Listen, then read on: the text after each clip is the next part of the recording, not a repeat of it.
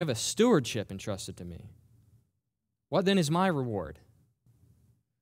That when I preach the gospel, I may offer the gospel without charge, so as not to make full use of my right in the gospel. Long before Wells Fargo became one of the largest banks in America, Wells Fargo had to work very hard to gain a foothold in the already competitive gold market in the West Coast. And because they were a new startup, Wells and Fargo knew that they had to do something to win over customers over from their competition. There was basically a biopoly in the West as far as the banking system went. There were two major banks that customers went to and trusted with their gold and other enterprises. And so to win over those customers who weren't familiar with their name, one of the ways they accomplished that was by streamlining the process of selling and delivering gold and other valuable items, transferring it from the mines on the West Coast to the banks in the East Coast, or selling it at a profit on the East Coast, and so on and so forth. And the company very quickly gained a reputation of trust and honesty and integrity in their banking, and very soon their iconic 6-horse Stagecoach became readily associated by everyone with the American frontier. And even to this day, the 6-horse Stagecoach of Wells Fargo, of the Wells Fargo logo, remains something of a 19th century American icon. But for riding their stagecoach, they eventually realized that they had to make up some rules for their passengers. And so they posted on every one of their stagecoaches these 9 rules. 1, abstinence from liquor is requested, but if you must drink, share the bottle.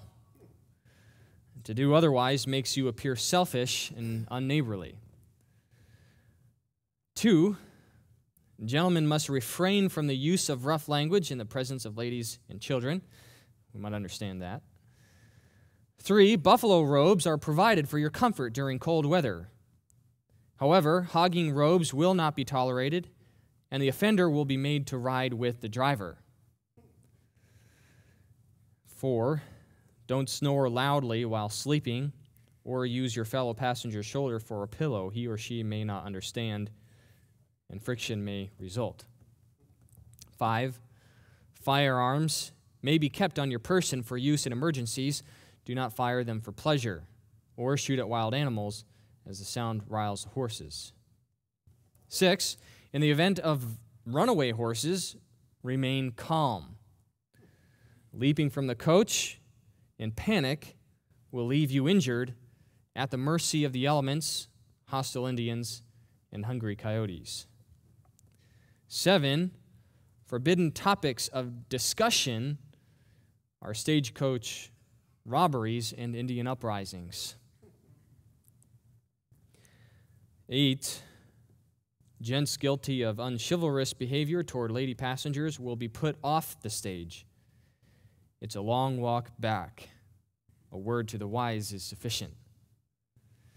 And finally, if ladies are present, gentlemen are urged to forego smoking cigars and pipes, as the odor of same is repugnant to the gentler sex. Chewing tobacco is permitted, but spit with the wind, not against it. Of course, that sounds really silly to us, but spitting into the wind would be a serious offense to most gentlemen having a beard. But on a more serious note, Mike Abendroth of No-Co Radio, or that's short for No Compromise Radio, has described our cultural evangelicalism and the exercise of its Christian liberty as spitting into the wind. It's completely pointless and unbecoming, and at the very least, unloving towards others who might be downwind from you in the exercise of your Christian liberty to do so. But what we've been learning for quite a while now is that the exercise of our Christian liberties have to be understood in the context of loving one another. It has nothing to do with whether or not you have the liberty to, so to speak, spit into the wind, but rather doing so is an act of love and grace and honor to your fellow believer. In other words, a Christian doesn't live for himself or herself without consideration of how the exercise of their liberties may turn out to be a stumbling block and cause other believers to sin. And so Paul makes a strong point to show the Corinthians the proper exercise of our Christian liberties. In effect, Paul says, I'll show you what liberty looks like. I'll show you what liberty looks like, and I'll show you what freedom looks like in the exercise of that liberty. Importantly, by not doing what I could do in order to restrict my Christian liberty. And in the first 14 verses of chapter 9, Paul basically makes the point, hey, I have rights. I have rights. I have certain things that I'm worthy of, and I have the right to require them. I have the right to exercise them. I have rights. And we would assume then that it would follow in the defense that he does in fact have certain Christian liberties and certain rights to receive in his context remuneration for his apostolic work, for his mission work, that he would then request the satisfaction of those rights. But then we're surprised when we come to verses 15 to 27 because Paul says, after making this great apologetic for the use of his rights and the exercise of his rights, and that he has every right, every justifiable reason, biblical justifiable reason for exercising his rights, he then shows why he doesn't use any of them. It's amazing. I mean, you imagine you put yourself in the Corinthians context.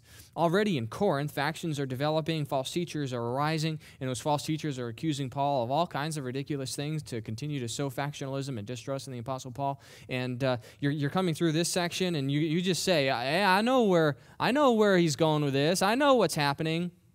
I remember a missionary one time visited our family, speaking of spitting into the wind, and he was a good friend of our family, and he told this joke. He said, there was a guy from Iowa, and the guy from Iowa said, hey, listen, let's have a spitting competition. And so he started to really work on his spittle, I suppose you would call it, and he spit, and he got a good 8 feet. And then the guy from West Virginia said, well, any West Virginian can top that. And so he really worked it up. He really worked up his spittle, and then he spit 10 feet.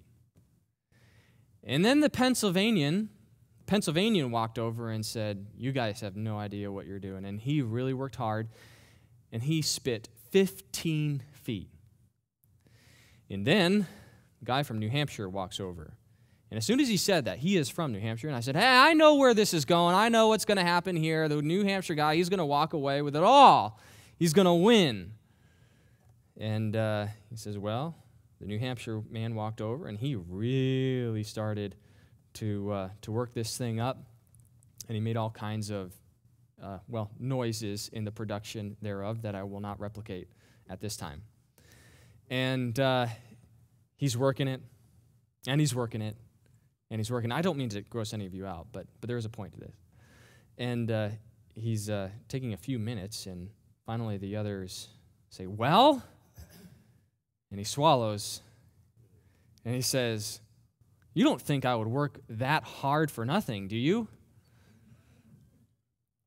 Well, the point is that undoubtedly I was misinterpreting where he was going with the story. I found it a lot more humorous in my youth than you apparently did.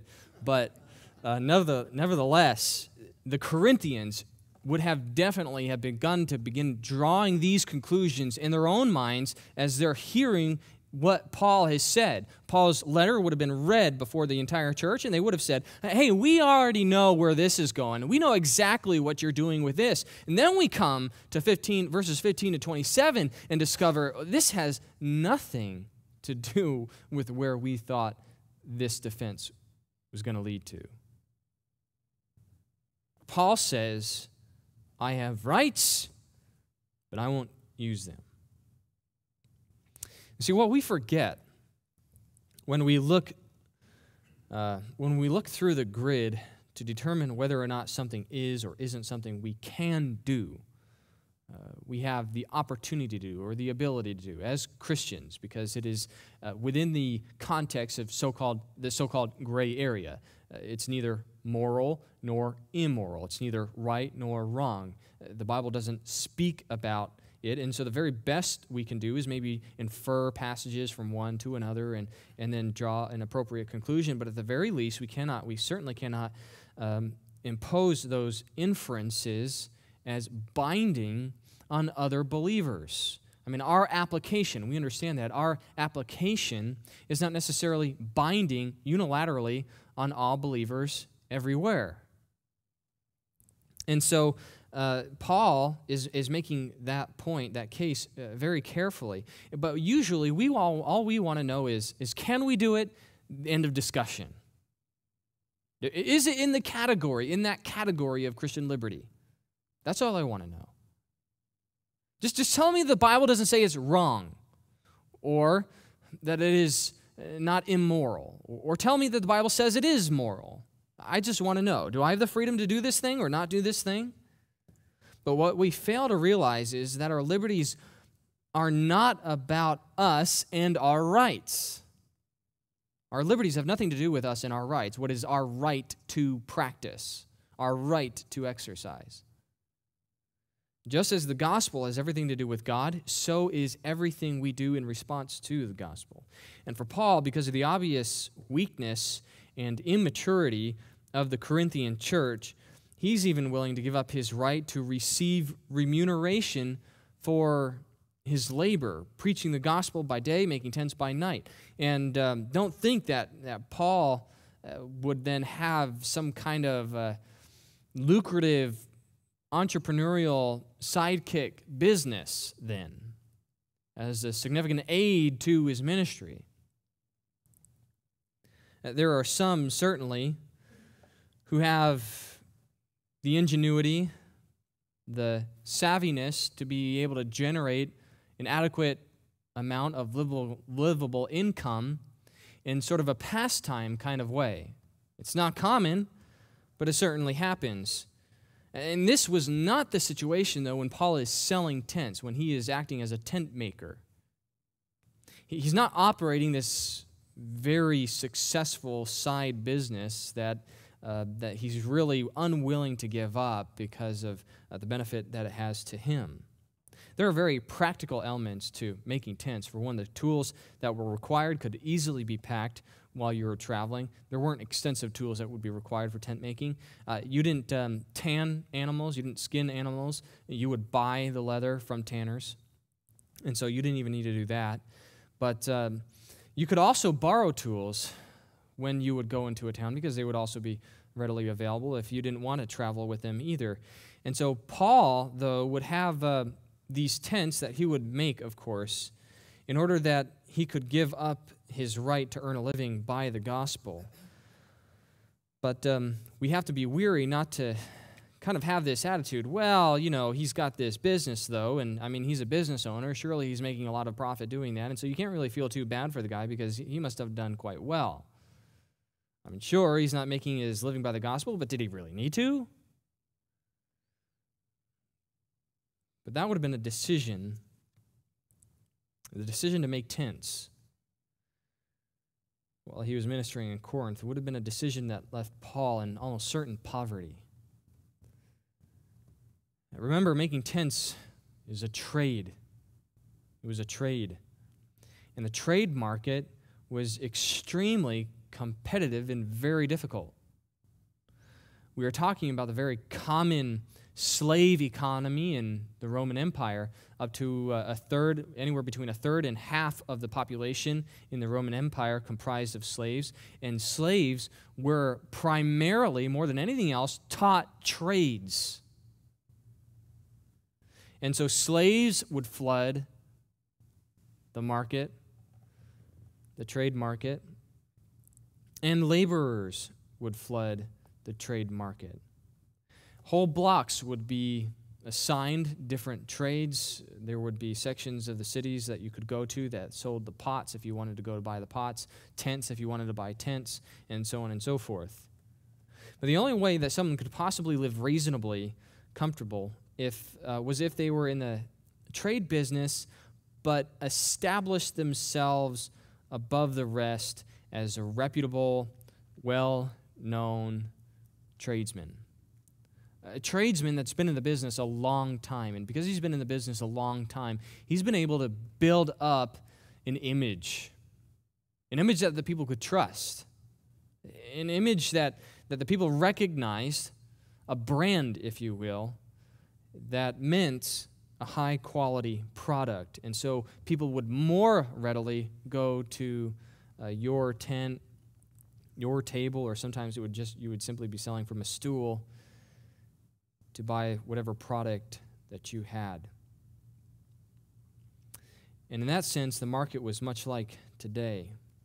People buy from brands they recognize, and rightfully or not, brand recognition gives people a sense of trust when they purchase your product. That's why corporations spend thousands and millions of dollars every year simply in advertising, because they're building their brand. They don't want you to walk into a store and for the first time experience their brand. They want you to have familiarity with their brand when you walk into the store, because they know that they develop this sense of trust by recognition, simply by the recognition of their brand. But even so, there's a lot less competition in the market industry today than there was in the first century. And so Paul's sacrifice was not an easy one, but he made sure the Corinthians understood, hey, I'm not going to be underhanded. I'm not being underhanded, not using reverse psychology and double speech when I say, I don't want your money. I have the right to have your money, but I don't want your money. You can keep your money. I'm not being, using sort of a sleight of the hand, using double speech. And that's the point that Paul hammers in, as we'll see tonight. And his point makes the gospel shine through. Now, this is an amazing thing that he says in verses 16 to 18. Remember, for if I preach the gospel, so he's speaking a little bit sarcastically here, because obviously he is. And so even though he speaks in the theoretical, it doesn't in any way detract the truly indicative nature of Paul's situation. But he says, if I preach the gospel, I have nothing to boast of. For I am under compulsion. For woe is me if I do not preach the gospel. For this, if this is voluntary, I have a reward. But if against my will, I have a stewardship entrusted to me. Now that is just about as Calvinistic as you can get. Paul says he preaches the gospel under compulsion. It's a fascinating word choice, and it's very good. Anyone who's been truly called to the ministry can attest to this experience. What he's saying is, as far as preaching is concerned, I had nothing to do with it. Nothing at all. I didn't have anything to do with this. I wasn't going to look for pastoral ministry. I wasn't looking for apostolic ministry. I wasn't looking to be a preacher of the gospel. That wasn't my decision. I had nothing to do with this. I didn't choose this ministry, but I do it under compulsion. I do it under tremendous pressure, distress. That's why I do it. I do this ministry under distress, under compulsion, not because it's something that I want to do. You could translate this as there is an overwhelming necessity imposed on me to preach. There's an overwhelming necessity, an inescapable necessity. I have to do it. I don't have a choice. This has nothing to do with money. I'm going to preach whether you pay me or not because I can't do anything but preach. In 2 Corinthians chapter 12, verse 10, the word is translated there as distress. And what's that talking about in that context? It's the word distress, translated in the NAS as compulsion. It's talking about torture. It's talking about torture. So this is a very strong word. He's not saying that Christ is torturing him by any means, but it's a strong word. And this is the thing that he says Christ compels him to do. A word that could be understood as torture, a word that meant extreme distress. It was a forcible compulsion. He was under this inescapable binding, a very strong word. And you might ask the question, well, why in the world do you put up with all this, Paul? Why do you keep on preaching? You preach and you're always at the front end of criticism, and as much as people tell you it's not personal, it's always personal. You know that. I had a guy walk up to me one time and just point blank, I don't like your preaching very much, and I don't think it's helpful. And, what do you do with that? Well, gee, thanks. That was a very helpful comment, right? Well, tell me. I would like to be helpful. That is my goal. I don't labor hard. I don't study the text. I don't try to be careful with my words and formulate my words and spend time crafting my words because I want to be unhelpful.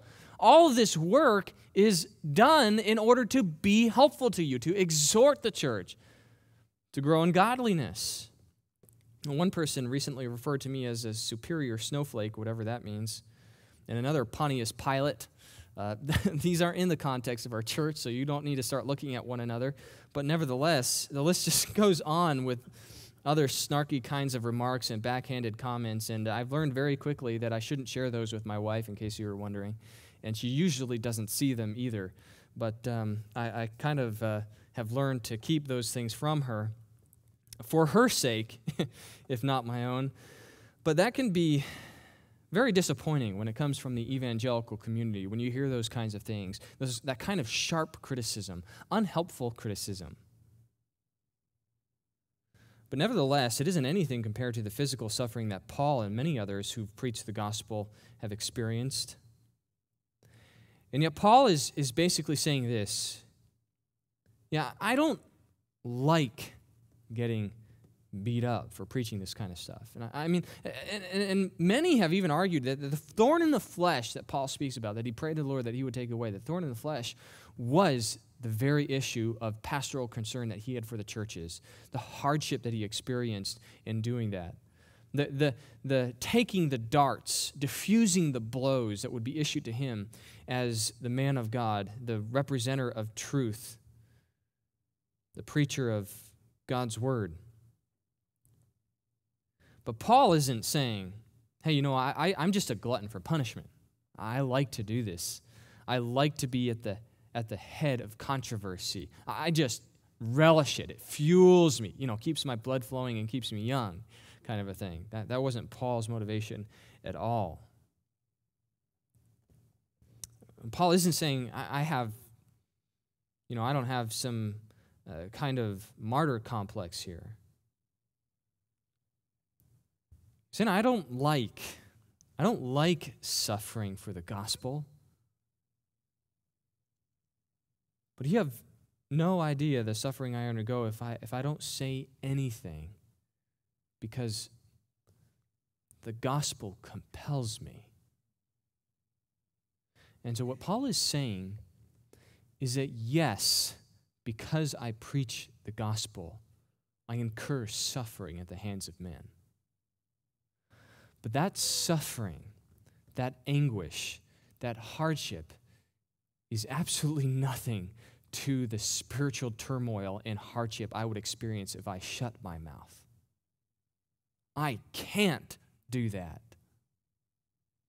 I don't have a choice. Christ drives me. Christ commanded me to go, and I went out of necessity. I mean, what would you do?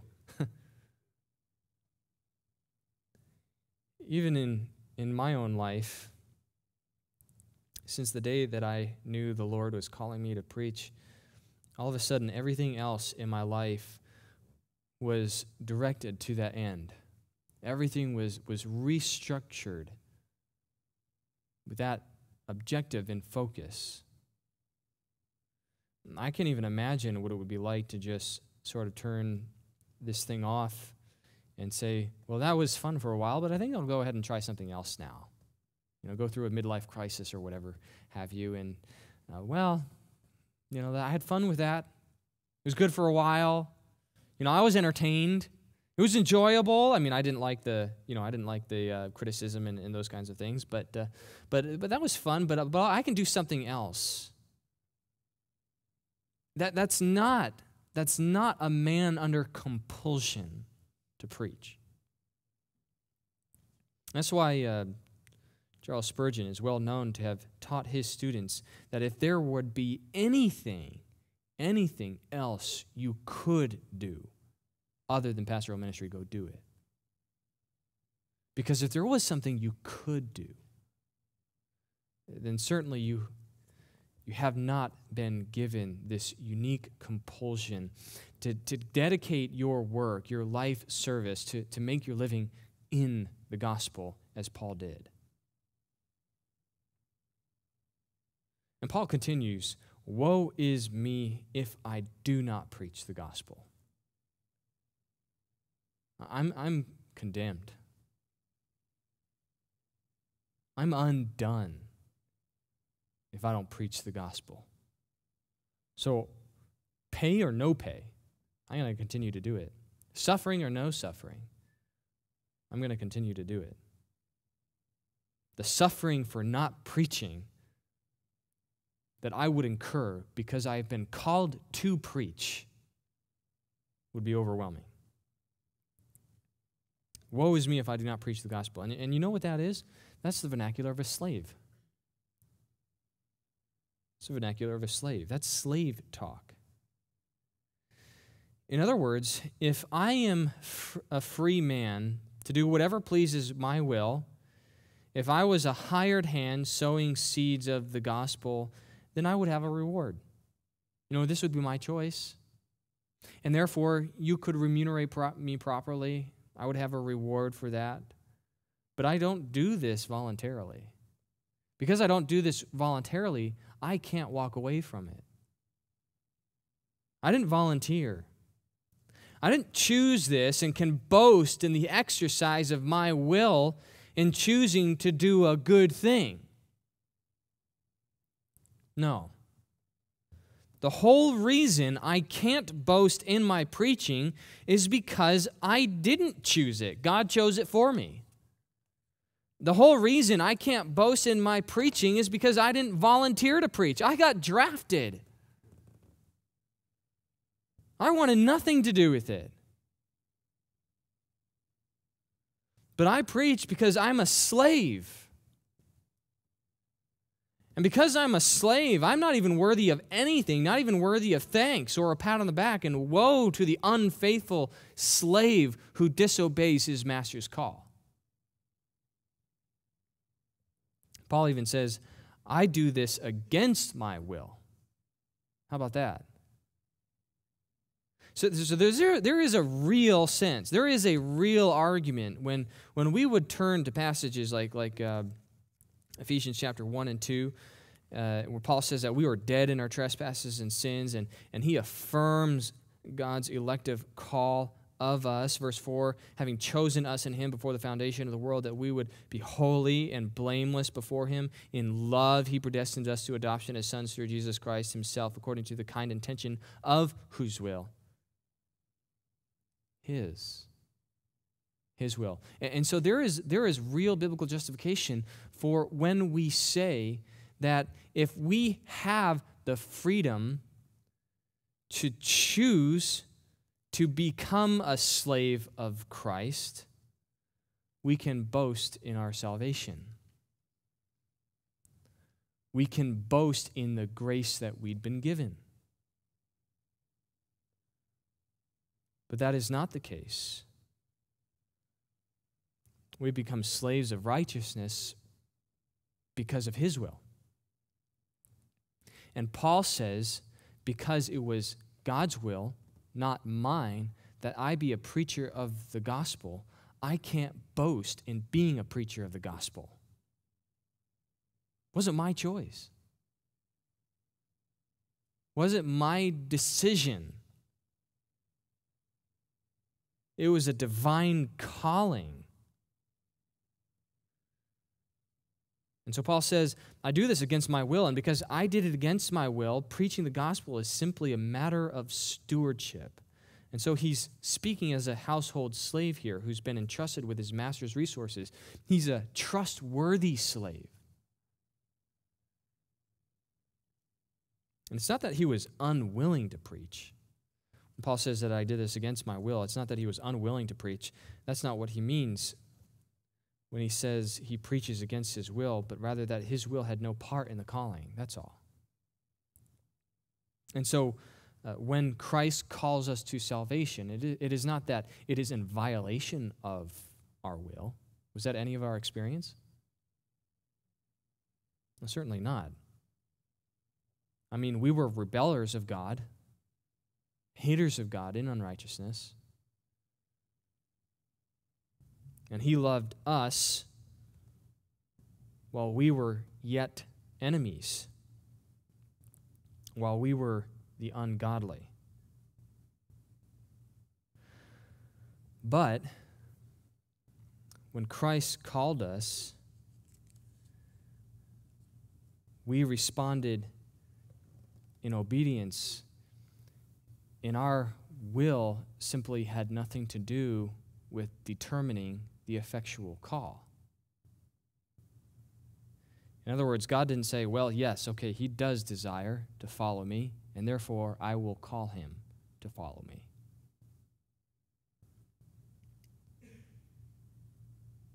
And Paul says, God did not look at him and say, okay, that man wants to preach, therefore I will call him to preach.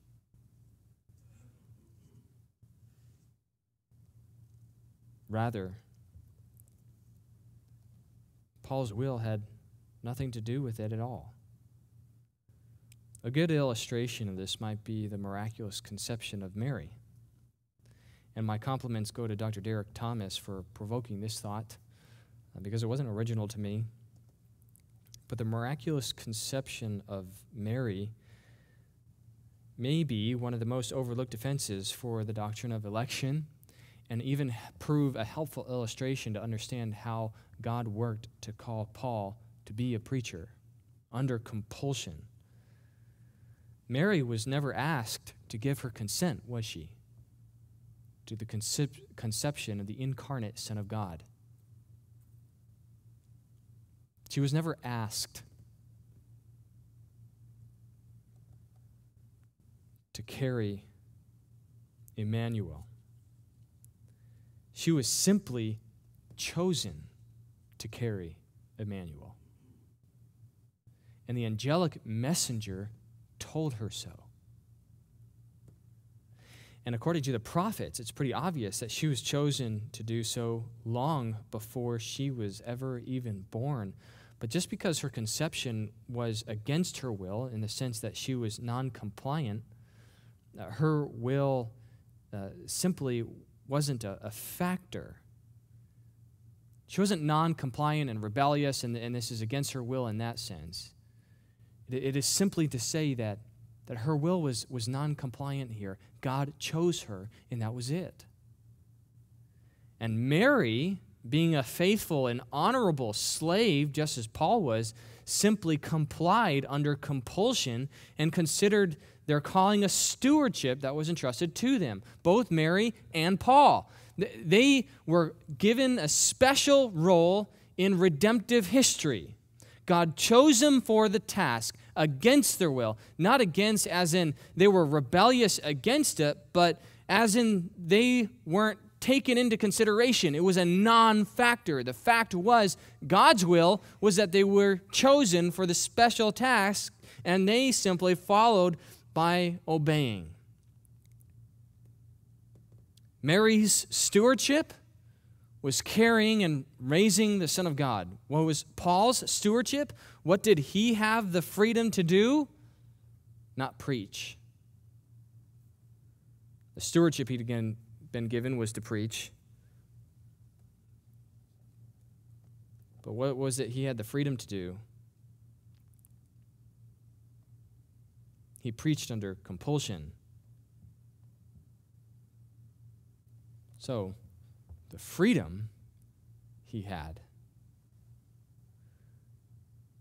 was that he would preach the gospel without charge. That was his choice.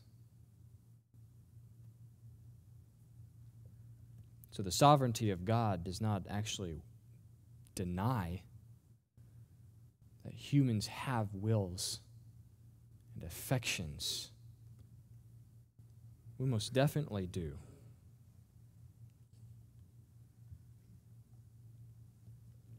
Paul offered the gospel that he had been called to preach without charge. That was his liberty.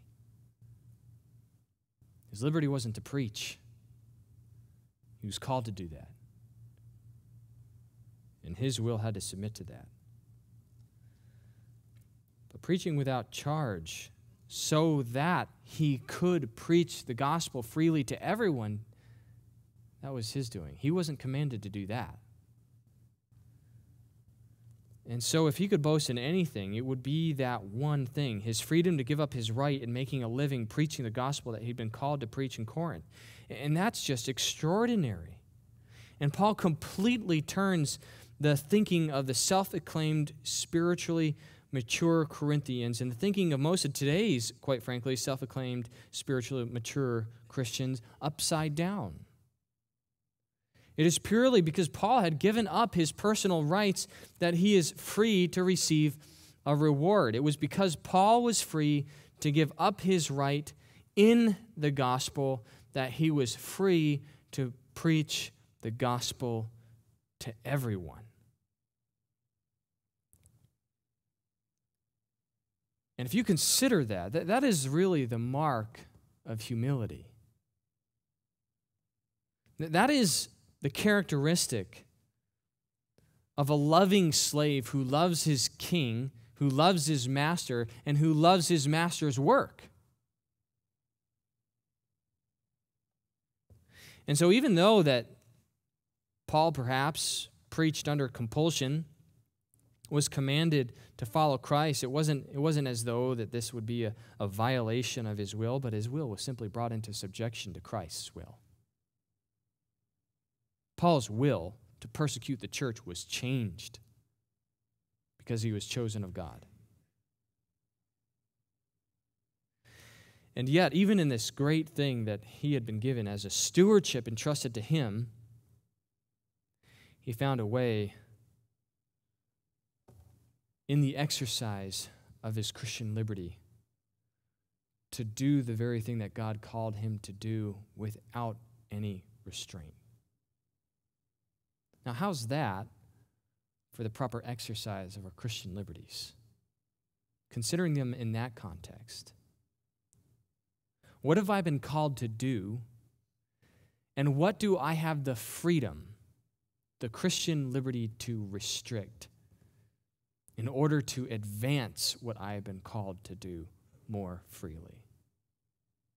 That is the proper use of our Christian liberties.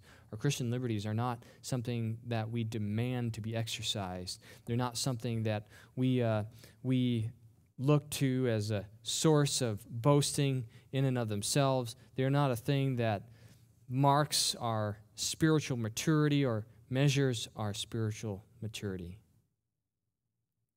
But there are things that are restricted so that we can more freely do the thing that we have been called to do. And Paul even talks about, we'll see in the weeks to come, that he beat his own body into severe discipline in order that he could continue to freely administer the gospel as a steward of the gospel without any restraint. So hopefully that was helpful to you. Hopefully that was certainly challenging to you, as we so commonly spit into the wind, as it were, in the exercise of our Christian liberties without consideration of the work that God has called us to and how the exercise of our liberties may inhibit or not affect our liberties, or how even the restraint might enhance them and improve our ability to serve as Christ has called us to serve. As we transition now in our time together this evening in prayer, we'll continue the same format that we have for the last couple of weeks. We'll lead each